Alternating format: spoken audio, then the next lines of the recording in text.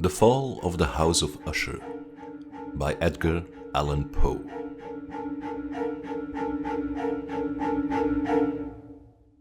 Son cœur est un luth suspendu. Sitôt qu'on le touche, il résonne. Quote by de Béranger. During the whole of a dull, dark and soundless day in the autumn of the year, when the clouds hung oppressively low in the heavens, I had been passing alone on horseback through a singularly dreary tract of country, and at length found myself, as the shades of the evening drew on, within view of the melancholy house of Usher. I know not how it was, but with the first glimpse of the building, a sense of insufferable gloom pervaded my spirit. I say insufferable, for the feeling was unrelieved by any of that half-pleasurable because poetic sentiment with which the mind usually receives even the sternest natural images of the desolate or terrible. I looked upon the scene before me, upon the mere house and the simple landscape features of the domain, upon the bleak walls, upon the vacant eye-like windows, upon a few rank sedges, and upon a few white trunks of decayed trees, with an utter depression of soul which I can compare to no earthly sensation more properly than to the after-dream of the reveller upon opium, the bitter lapse into everyday life, the hideous dropping off of the veil. There was an iciness, a sinking, a sickening of the heart, an unredeemed dreariness of thought which no goading of the imagination could torture into aught of the sublime. What was it? I paused to think. What was it that so unnerved me in the contemplation of the House of Usher? It was a mystery all insoluble. Nor could I grapple with the shadowy fancies that crowded upon me as I pondered. I was forced to fall back upon the unsatisfactory conclusion that, while beyond doubt there are combinations of very simple natural objects which have the power of thus affecting us, still the analysis of this power lies among considerations beyond our depth. It was impossible, I reflected, that a mere different arrangement of the particulars of the scene, of the details of the picture, would be sufficient to modify or perhaps to annihilate its capacity for sorrowful impression. And, acting upon this idea, I reined my horse to the precipitous brink of a black and lurid tarn that lay in unruffled luster by the dwelling, and gazed down, but with a shudder even more thrilling than before, upon the remodelled and inverted images of the grey sedge, and the ghastly tree stems, and the vacant and eye-like windows. Nevertheless, in this mansion of gloom I now proposed to myself a sojourn of some weeks. Its proprietor, Roderick Usher, had been one of my boon companions in boyhood, but many years had elapsed since our last meeting. A letter, however, had lately reached me in a distant part of the country, a letter from him, which, in its wildly importunate nature, had admitted of no other than a personal reply. The manuscript gave evidence of nervous agitation. The writer spoke of acute bodily illness, of a mental disorder which oppressed him, and of an earnest desire to see me as his best and, indeed, his only personal friend, with a view of attempting, by the cheerfulness of my society, some alleviation of his malady. It was the manner in which all this and much more was said, it was the apparent heart that went with his request, which allowed me no room for hesitation, and I accordingly obeyed forthwith what I still considered a very singular summons.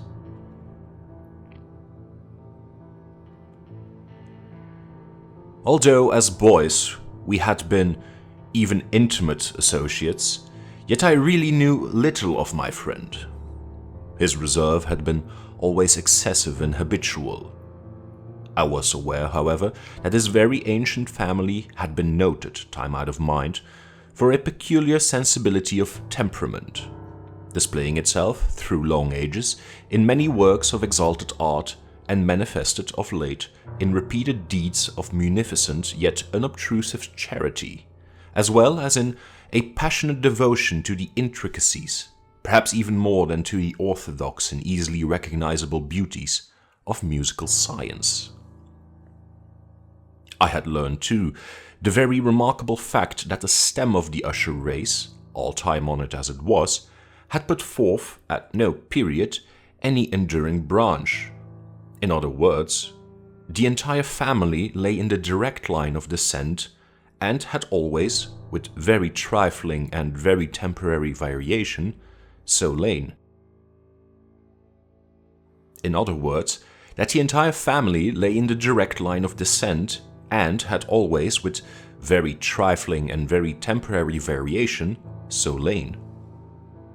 It was this deficiency I considered while running over in thought the perfect keeping of the character of the premises with the accredited character of the people, and while speculating upon possible influence which the one, in the long lapse of centuries, might have exercised upon the other. It was this deficiency, perhaps, of collateral issue, and the consequent undeviating transmission from sire to son of the patrimony with the name which had, at length, so identified the two as to merge the original title of the estate in the quaint and equivocal appellation of the House of Usher, an appellation which seemed to include, in the minds of the peasantry who used it, both the family and the family mansion. I have said that the sole effect of my somewhat childish experiment, that of looking down within the tarn, had been to deepen the first singular impression. There can be no doubt that the consciousness of the rapid increase of my superstition, for why should I not term it, served mainly to accelerate the increase itself. Such, I have long known, is the paradoxical law of all sentiments having terror as a basis. And it might have been for this reason only that, when I again uplifted my eyes to the house itself, from its image in the pool, there grew in my mind a strange fancy. A fancy so ridiculous, indeed, that I but mention it to show the vivid force of the sensations which oppressed me.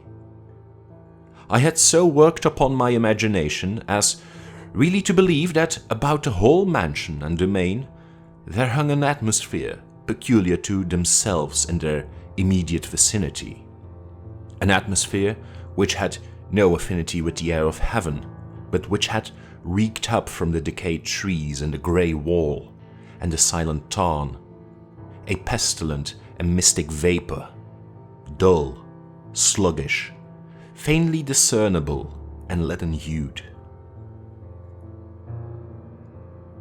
Shaking off from my spirit what must have been a dream, I scanned more narrowly the real aspect of the building. Its principal feature seemed to be that of an excessive antiquity. The discoloration of ages had been great. Minute fungi overspread the whole exterior, hanging in a fine, tangled webwork from the eaves. Yet all this was apart from any extraordinary dilapidation. No portion of the masonry had fallen, and there appeared to be a wild inconsistency between its still perfect adaptation of parts and the crumbling condition of the individual stones. In this there was much that reminded me of the specious totality of old woodwork, which has rotted for long years in some neglected vault, with no disturbance from the breath of the external air. Beyond this indication of extensive decay, however, the fabric gave little token of instability. Perhaps the eye of a scrutinizing observer might have discovered a barely perceptible fissure, which, extending from the roof of the building in front, made its way down the wall in a zigzag direction until it became lost in the sullen waters of the tarn. Noticing these things, I rode over a short causeway to the house. A servant in waiting took my horse, and I entered the Gothic archway of the hall. A valet of stealthy step thence conducted me, in silence, through many dark and intricate passages in my progress to the studio of his master. Much that I encountered on the way contributed, I know not how, to heighten the vague sentiment of which I have already spoken. While the objects around me, while the carvings of the ceilings, the somber tapestries of the walls, the ebony blackness of the floors, and the phantasmagoric armorial trophies which rattled as I strode, were but matters to which, or to such as which, I had been accustomed from my infancy, while I hesitated not to acknowledge how familiar was all this, I still wondered to find how unfamiliar were the fancies which ordinary images were stirring up. On one of the staircases, I met a physician of the family. His countenance, I thought, wore a mingled expression of low cunning and perplexity. He accosted me with trepidation and passed on. The valet now threw open a door and ushered me into the presence of his master.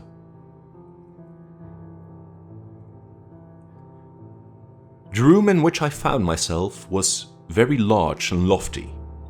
The windows were long, narrow, and pointed, and at so vast a distance from the black oaken floor as to be altogether inaccessible from within. Feeble gleams of encrimsoned light made their way through the trellised panes, and served to render sufficiently distinct the more prominent objects around.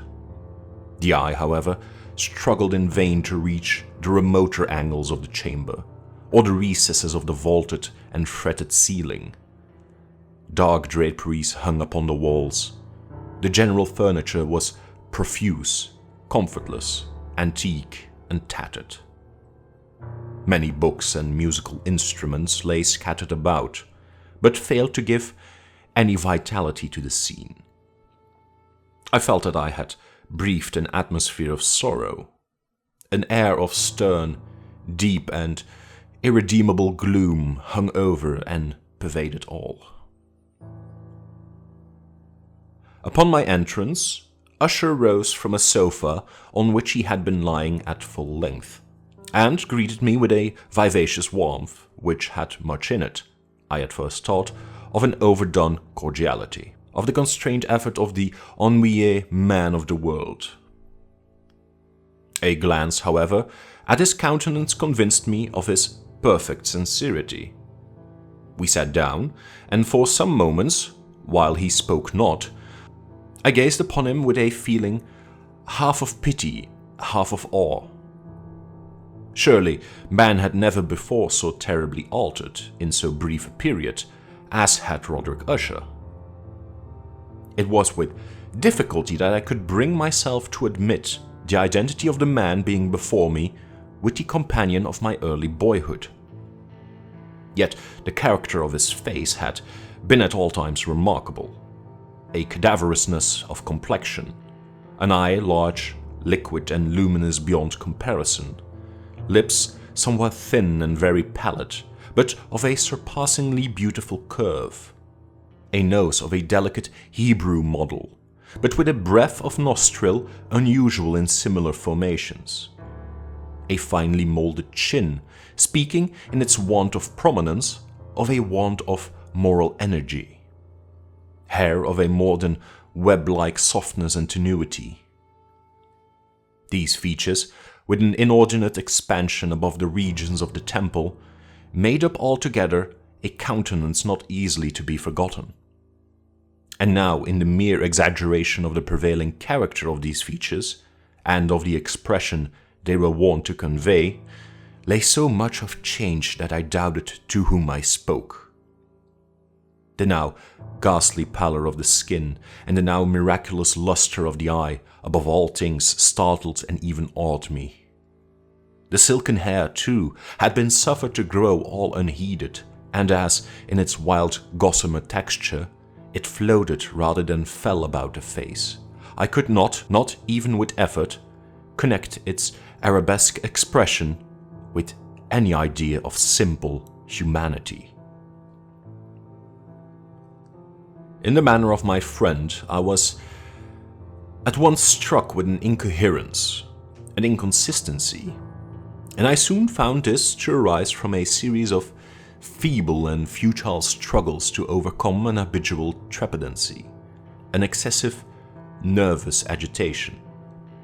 For something of this nature I had indeed been prepared, no less by his letter than by reminiscences of certain boyish traits, and by conclusions deduced from his peculiar physical conformation and temperament.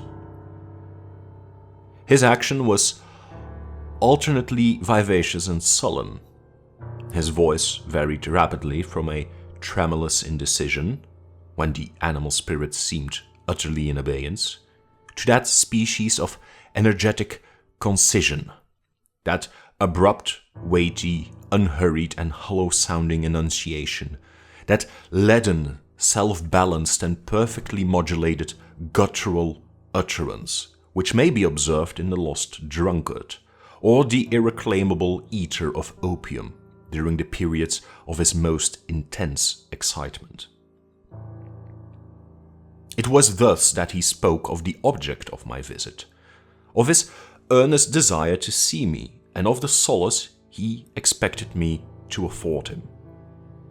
He entered at some length into what he conceived to be the nature of his malady. It was, he said, a constitutional and a family evil, and one for which he despaired to find a remedy. A mere nervous affection, he immediately added, which would undoubtedly soon pass off. It displayed itself in a host of unnatural sensations. Some of these, as he detailed them, interested and bewildered me, although perhaps the terms and the general manner of the narration had their weight. He suffered much from a morbid acuteness of the senses. The most insipid food was alone endurable. He could wear only garments of certain texture. The odors of all flowers were oppressive. His eyes were tortured by even a faint light.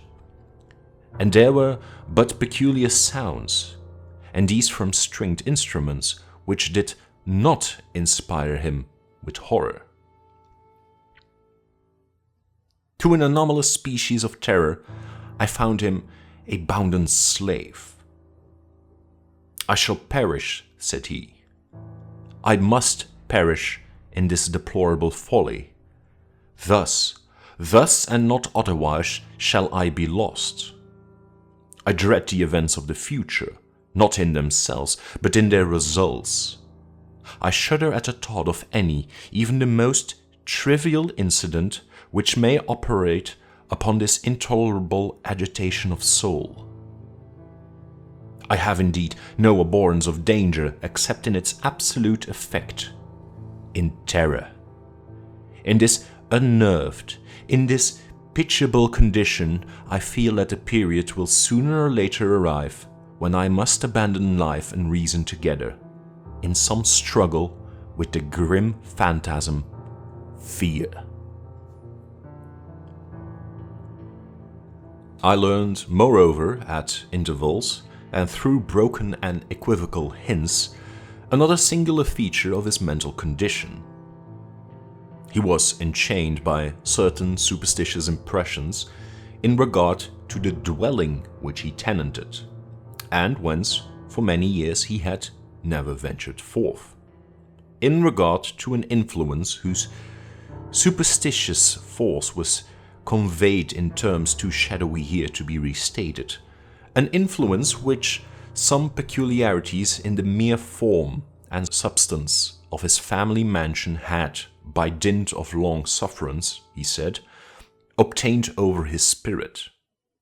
An effect which the physique of the grey walls and turrets, and the dim tarn into which they all looked down, had, at length, brought about upon the morale of his existence. He admitted, however, although with hesitation, that much of the peculiar gloom which thus afflicted him could be traced to a more natural and far more palpable origin, to the severe and long-continued illness, indeed to the evidently approaching dissolution of a tenderly beloved sister, his sole companion for long years, his last and only relative on earth. Her disease, he said with a bitterness which I can never forget, would leave him, the hopeless and the frail, the last of the ancient race of the Ushers. While he spoke, the Lady Madeline, for so was she called, passed slowly through a remote portion of the apartment and, without having noticed my presence, disappeared. I regarded her with an utter astonishment not unmingled with dread, and yet I found it impossible to account for such feelings. A sensation of stupor oppressed me as my eyes followed her retreating steps. When a door at length closed upon her, my glance sought instinctively and eagerly the countenance of the brother.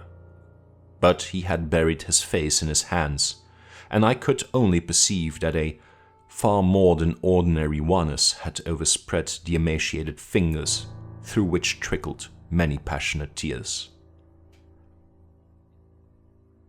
The disease of the Lady Madeline had long baffled the skill of her physicians.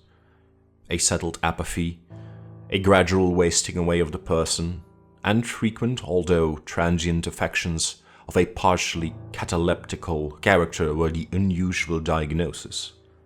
A third, though, she had steadily borne upon against the pressure of a malady, and had not betaken herself finally to bed, but on the closing in of the evening of my arrival at the house, she succumbed, as her brother told me at night with inexpressible agitation, to the prostrating power of the destroyer, and I learned that the glimpse I had obtained of a person would thus probably be the last I should obtain, that the lady, at least while living, would be seen by me no more.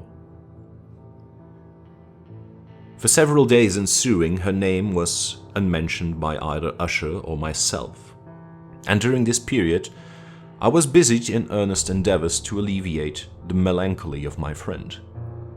We painted and read together, or I listened, as if in a dream, to the wild improvisations of his speaking guitar, and thus, as a closer and still closer intimacy admitted me more unreservedly into the recesses of his spirit, the more bitterly did I perceive the futility of all attempt at cheering a mind from which darkness, as if an inherent positive quality, poured forth upon all objects of the moral and physical universe in one unceasing radiation of gloom.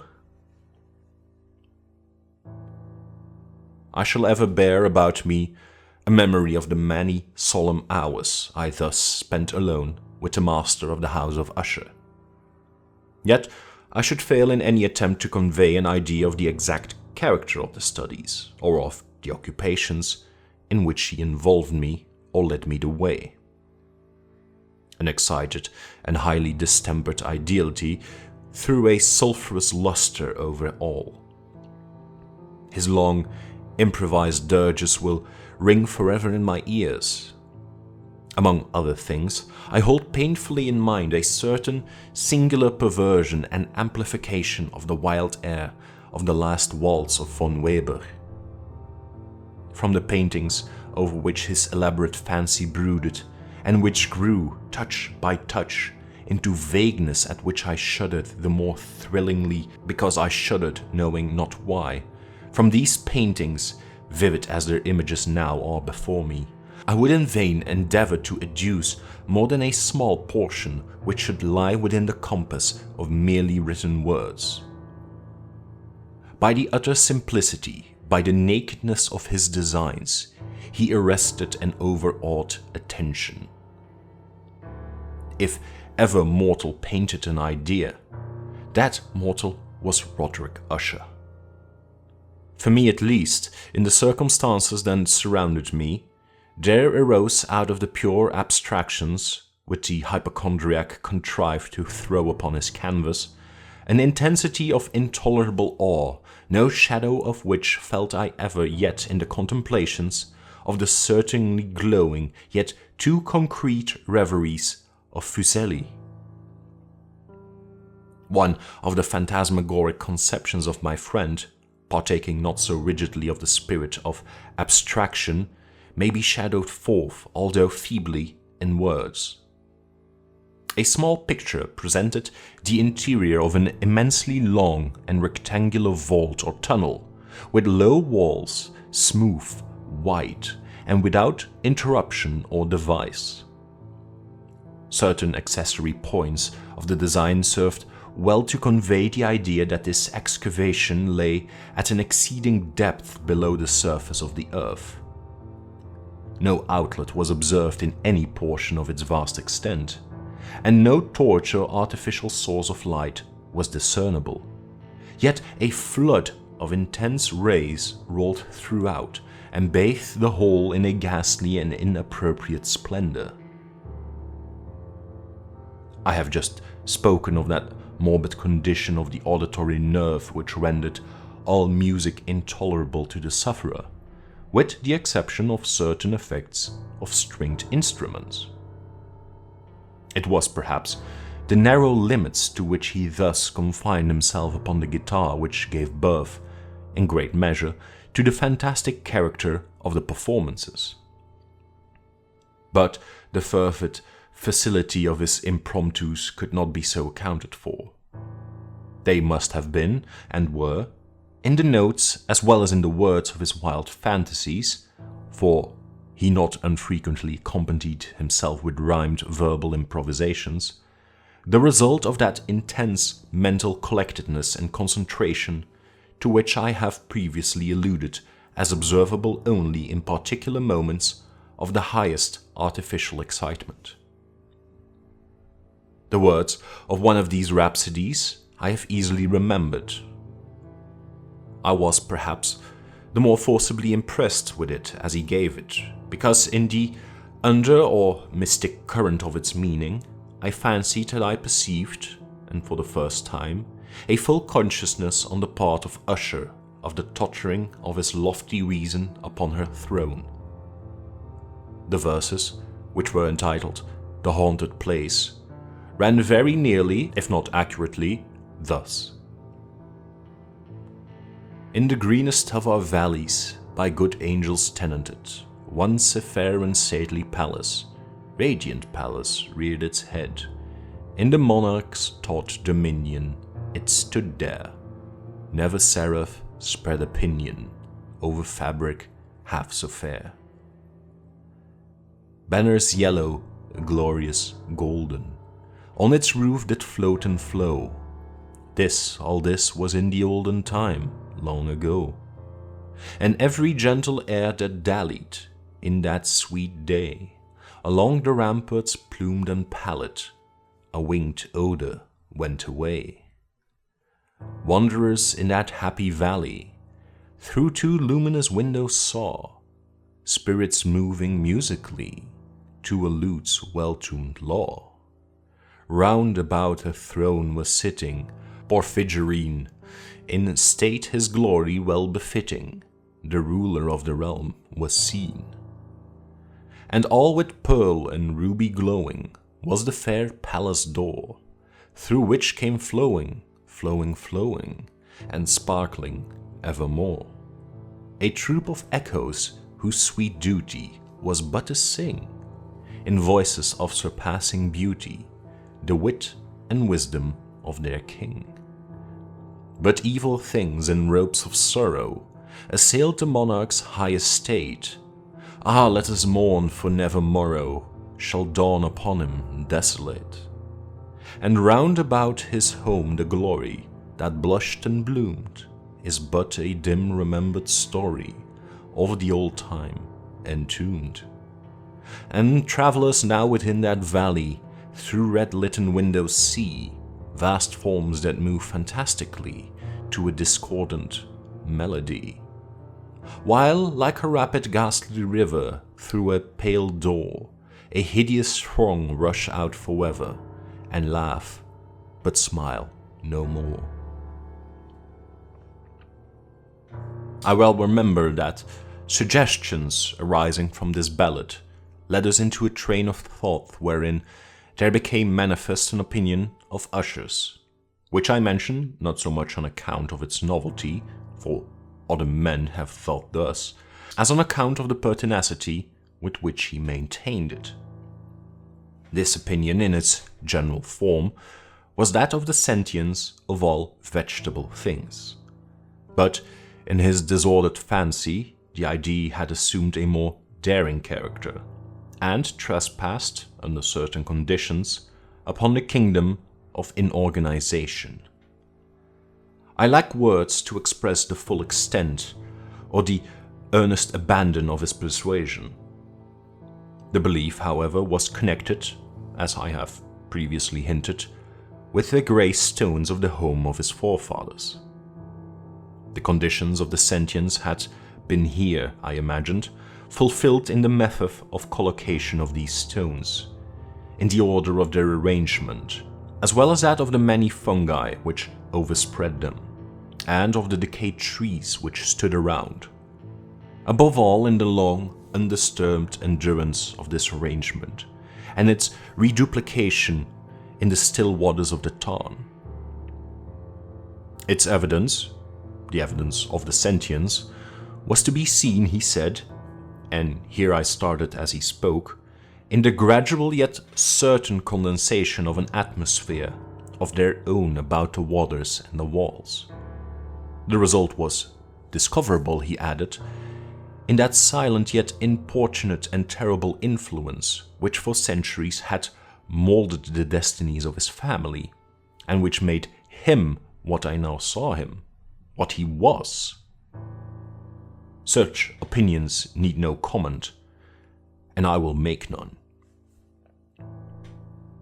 Our books, the books which for years had formed no small portion of the mental existence of the invalid, were, as might be supposed, in strict keeping with this character of phantasm.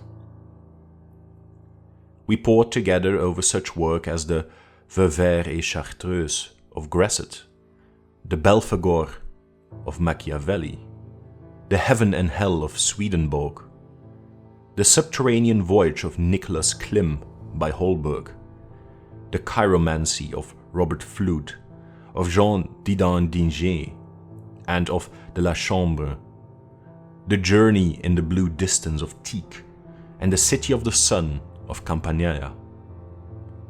One favorite volume was a small octavo edition of the Directorium Inquisitorium by the Dominican Emeric de Giron, and there were passages in Pomponius Mela about the old African satyrs and Oegipans over which Usher would sit dreaming for hours.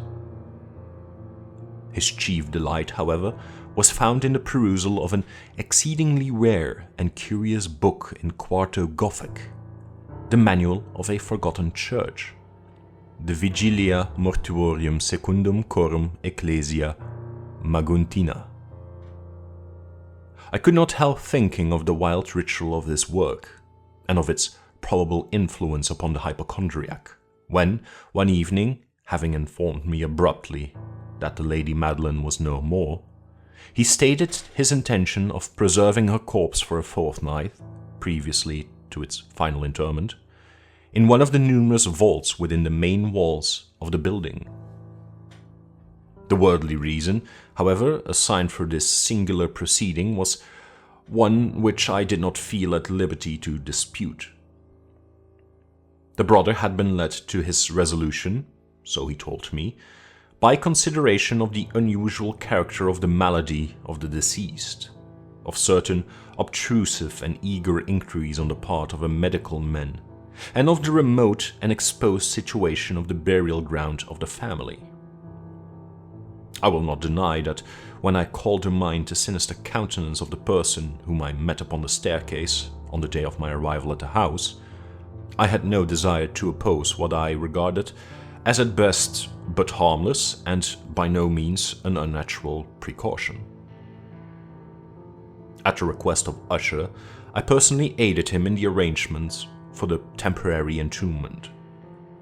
The body having been encoffined, we two alone bore it to its rest. The vault in which we placed it, and which had been so long unopened that our torches, half smothered in its oppressive atmosphere, gave us little opportunity for investigation, was small, damp, and entirely without means of admission for light, lying at great depth immediately beneath that portion of the building in which was my own sleeping apartment. It had been used, apparently, in remote feudal times, for the worst purposes of a dungeon keep, and, in later days, as a place of deposit for powder, or some other highly combustible substance, as a portion of its floor and the whole interior of a long archway through which we reached it were carefully sheathed with copper. The door of massive iron had been, also, similarly protected. Its immense weight caused an unusually sharp, grating sound as it moved upon its hinges. Having deposited our mournful burden upon trestles within this region of horror, we partially turned aside the yet unscrewed lid of the coffin and looked upon the face of the tenant. A striking similitude between the brother and sister now first arrested my attention, and Usher, divining perhaps my thoughts, murmured out some few words, for which I learned that the deceased and himself had been twins, and that sympathies of a scarcely intelligible nature had always existed between them. Our glances, however, rested not long upon the dead, for we could not regard her unawed. The disease which had thus entombed the lady in the maturity of youth had left, as usual in all maladies of a strictly cataleptical character, the mockery of a faint blush upon the bosom and the face, and that suspiciously lingering smile upon the lip which is so terrible in death. We replaced and screwed down the lid, and having secured the door of iron, made our way, with toil, into the scarcely less gloomy apartments of the upper portion of the house. And now, some days of bitter grief having elapsed, an observable change came over the features of the mental disorder of my friend. His ordinary manner had vanished. His ordinary occupations were neglected or forgotten. He roamed from chamber to chamber with hurried, unequal and objectless step. The pallor of his countenance had assumed, if possible, a more ghastly hue, but the luminousness of his eye had utterly gone out. The once occasional huskiness of his tone was heard no more, and a tremulous quaver, as if of extreme terror, habitually characterized his utterance. There were times, indeed, when I thought his unceasingly agitated mind was laboring with some oppressive secret, to divulge which he struggled for the necessary courage. At times, again, I was obliged to resolve all into the mere inexplicable vagaries of madness, for I beheld him gazing upon vacancy for long hours, in an attitude of the profoundest attention, as if listening to some imaginary sound. It was no wonder that his condition terrified, that it infected me. I felt creeping upon me, by slow yet certain degrees, the wild influences of his own fantastic yet impressive superstitions. It was especially upon retiring to bed in the late night of the 7th or 8th day after the placing of the Lady Madeline within the dungeon, that I experienced the full power of such feelings. Sleep came not near my couch, while the hours waned and waned away. I struggled to reason off the nervousness which had dominion over me. I endeavored to believe that much, if not all of what I felt, was due to the bewildering influence of the gloomy furniture of the room, of the dark and tattered draperies, which, tortured in motion by the breath of a rising tempest, swayed fitfully to and fro upon the walls, and rustled uneasily about the decorations of the bed. But my efforts were fruitless. An irrepressible tremor gradually pervaded my frame, and, at length, there sat upon my very heart an incubus of utterly causeless alarm. Shaking this off with a gasp and a struggle, I uplifted myself upon the pillows and, peering earnestly within the intense darkness of the chamber, hearkened, I know not why except that an instinctive spirit prompted me, to a certain low and indefinite sounds which came, through the pauses of the storm, at long intervals, I knew not whence. Overpowered by an intense sentiment of horror, unaccountable yet unendurable, I threw on my clothes with haste, for I felt that I should sleep no more during the night, and endeavored to arouse myself from the pitiable condition into which I had been fallen by pacing rapidly to and fro through the apartment. I had taken but few turns in this manner when a light step on an adjoining staircase arrested my attention. I presently recognized it as that of Usher. In an instant afterward, he rapped with a gentle touch at my door and entered bearing a lamp. His countenance was, as usual, cadaverously wan, but, moreover, there was a species of mad hilarity in his eyes, an evidently restrained hysteria on his whole demeanor. His air appalled me, but anything was preferable to the solitude which I had so long endured, and I even welcomed his presence as a relief. "And you have not seen it," he said abruptly, after having stared about him for some moments in silence. "You have not then seen it? But stay, you shall."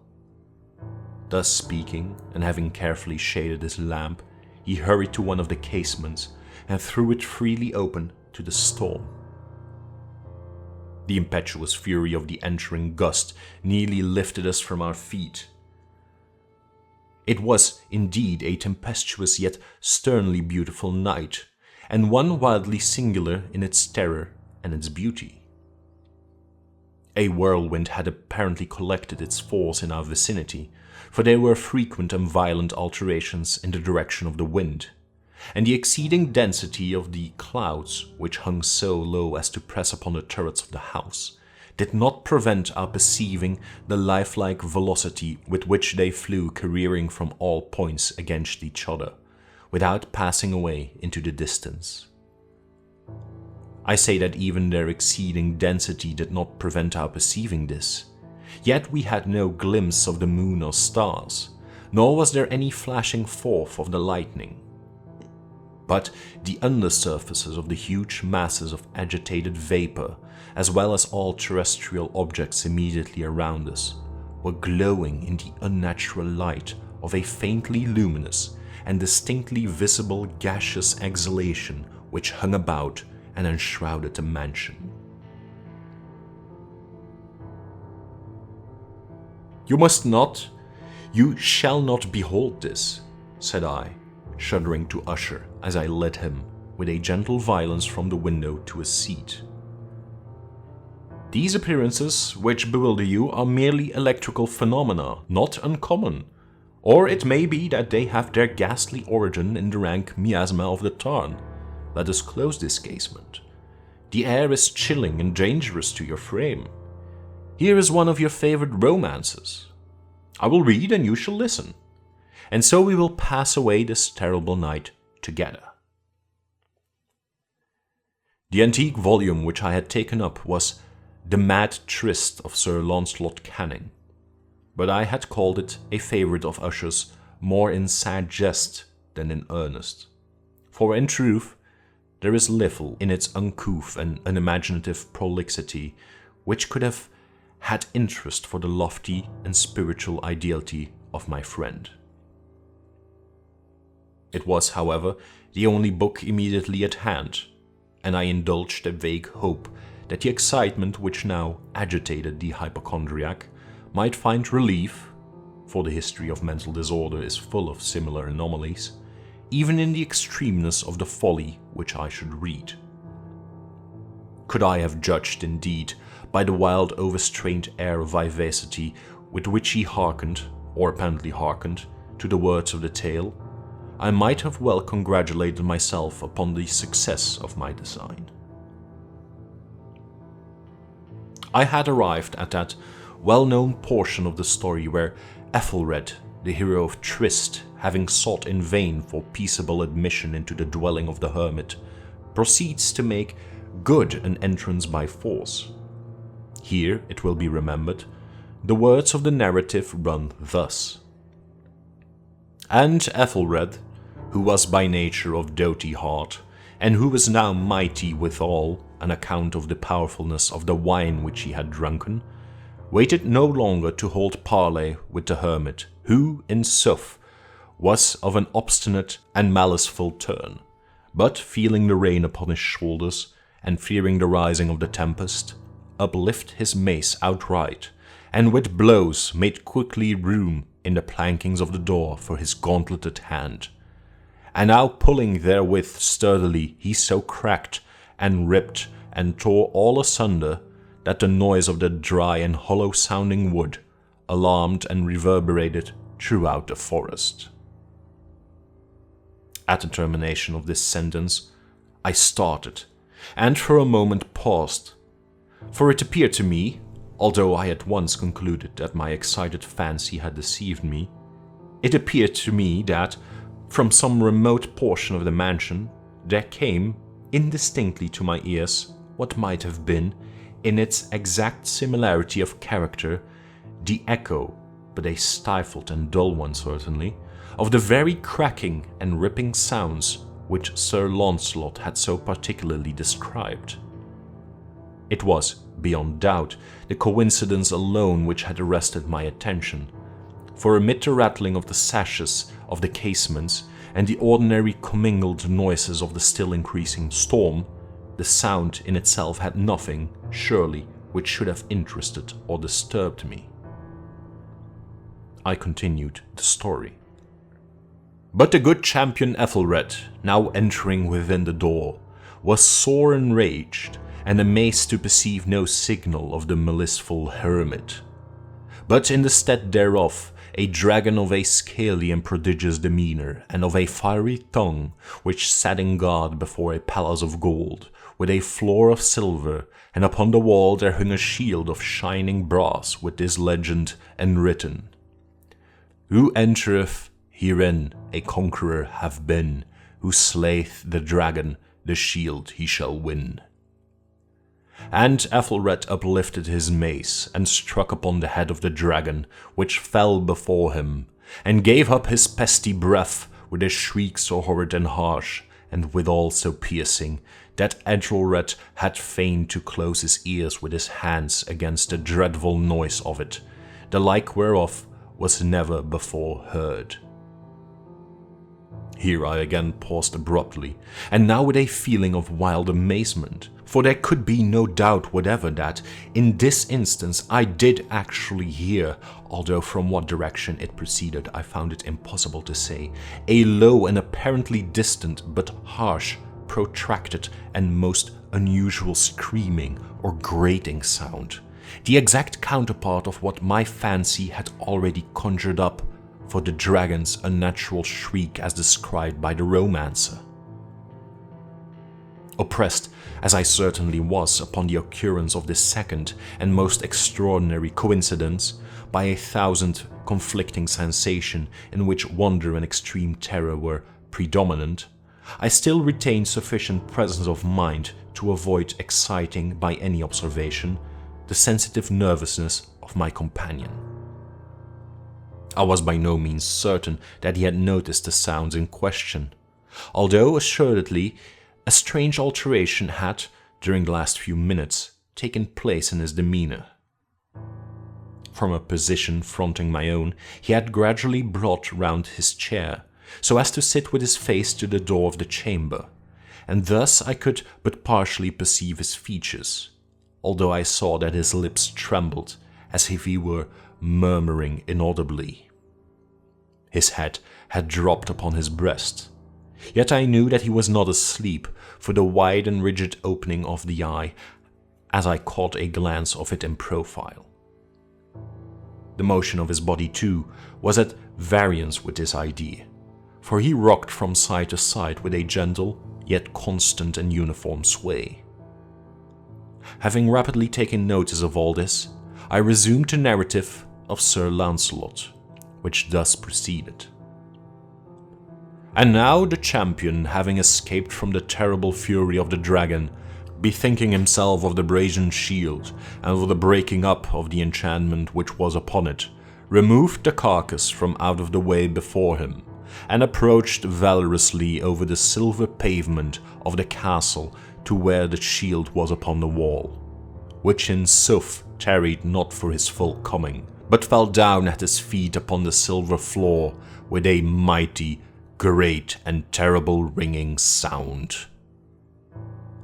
No sooner had these syllables passed my lips than, as if a shield of brass had indeed at a moment fallen heavily upon a floor of silver, I became aware of a distinct, hollow, metallic, and clangorous, yet apparently muffled, reverberation. Completely unnerved, I leapt to my feet, but the measured rocking movement of Usher was undisturbed. I rushed to the chair in which he sat. His eyes were bent fixedly before him, and throughout his whole countenance there reigned a stony rigidity. But as I placed my hand upon his shoulder, there came a strong shudder over his whole person. A sickly smile quivered about his lips, and I saw that he spoke in a low, hurried, and gibbering murmur, as if unconscious of my presence. Bending closely over him, I at length drank in the hideous import of his words. Not hear it? Yes, I hear it, and have heard it. Long, long, long. Many minutes, many hours, many days I have heard it. Yet I dared not. Oh, pity me, miserable wretch that I am. I dared not. I dared not speak. We have put her living in the tomb. Said I not that my senses were acute? I now tell you that I heard her first feeble movements in the hollow coffin. I heard them many, many days ago. Yet I dared not speak. And now, tonight, Ethelred, the breaking of the hermit's door, and the death cry of the dragon, and the clangor of the shield, say, rather the rending of a coffin, the grating of the iron hinges of a prison, and her struggles within the coppered archway of the vault. Oh, whither shall I fly? Will she not be here anon? Is she not hurrying to upbraid me from my haste? Have I not heard her footstep on the stair? Do I not distinguish that heavy and horrible beating of her heart? Madman! Here, he sprang furiously to his feet and shrieked out his syllables, as if in effort he were giving up his soul. Madman! I tell you now that she stands without the door!